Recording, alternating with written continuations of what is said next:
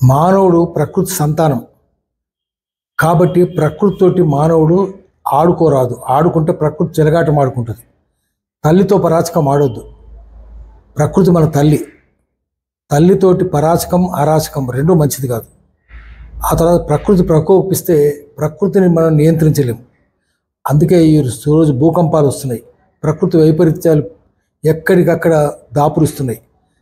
మనము భూమిలోంచి ఏ ఖనిజాలు బయటికి తీయొద్దు.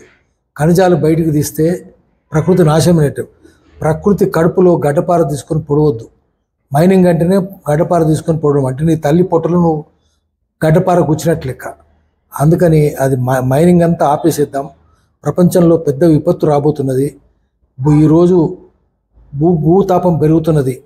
క్లైమేట్ చేంజ్ వస్తున్నది. దానివల్ల సముద్రాన్ని కరిగిపోతున్నాయి. సముద్రం మంచు కొండలు కరిగిపోయినాయి. మంచు ఖండాలు కరిగిపోయినాయి. మంచు ఎడార్లు కరిగిపోయినాయి. ఆ కరిగిపోయిన నీరంతా వచ్చి సముద్రాల్లో చేరుతుంటే మంచు వల్ల మంచు నదుల వల్ల సముద్ర మట్టాలు పెరిగిపోతున్నాయి. రేవు పట్టణాలను మునిగిపోయే ప్రమాదం ఉన్నది. 7,400 కిలోమీటర్ల నిడివి సముద్ర తీరం భారతదేశంలో. అన్ని రేవు పట్టణాలు మునిగిపోతాయి. కాండ్లా మునిగిపోతుంది, ముంబై మునిగిపోతుంది, కొచ్చిన్ మునిగిపోతుంది, చెన్నపట్నం మునిగిపోతుంది, కొత్తపట్నం, కృష్ణపట్నం, వాడరేవు, కరేడు అన్ని రేవులు మునిగిపోతాయి. అదేవిధంగా మచిలీపట్నం మునిగిపోతుంది, విశాఖపట్నం మునిగిపోతుంది, భీమునిపట్నం మునిగిపోతుంది, పారదీప్ ఒరిస్సాలో పారదీప్ మునిగిపోతుంది, కలకత్తా మునిగిపోతుంది, చివరికి ఢాకా కూడా మునిగిపోతుంది. ముందు న్యూయార్క్ కూడా మునిగిపోతుంది. మొట్టమొదటి మునిగిపోయేది అమెరికాలో న్యూయార్క్.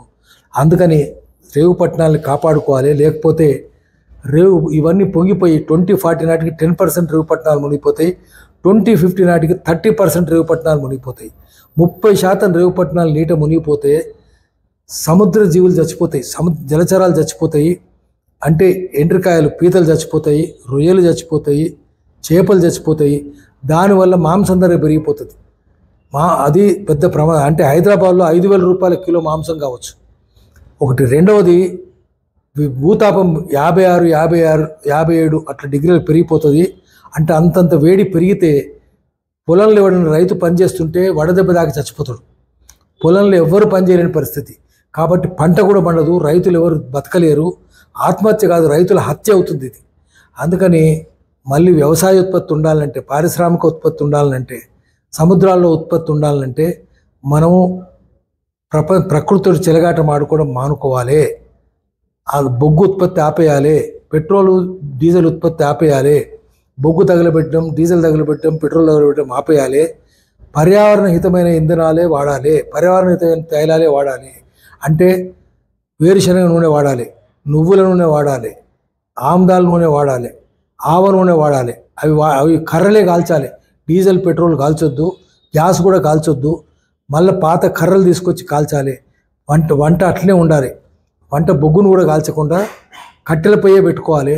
అట్లా వంట వండుకుంటే మంచిది. 5ంటికి లేవాలి. 5ంటికి లేచి 6ంటికల్లా పని మొదలు పెట్టాలి. 6ంటికి పని ముగించుకొని 7ంటికల్లా ఇంటికి చేరిపోవాలి. రాత్రిపూట స్నానం పొద్దున్నే చేయాలి. తెల్లారుజామున పొద్దున్నే స్నానం చేయాలి. చీకటి అయిపోయిన తర్వాత నిద్రపోవాలి. అట్లా సైకిల్ మీదనే ప్రయాణం చేయాలి, రిక్షాల మీదనే ప్రయాణం చేయాలి, ఎద్దుల బండ్ల మీద, జట్కా బండ్ల మీద, గుర్ర బండ్ల మీదనే సవారీ చేయాలి. అంతేగాని డీజిల్, పెట్రోల్ బండ్లు, కార్లు ఆపేసేయాలి, స్కూటర్లు ఆపేసేయాలి, ఇంధనాలు అన్నీ ఆపేసేయాలి. ప్రకృతిని కాపాడుకోవాలి.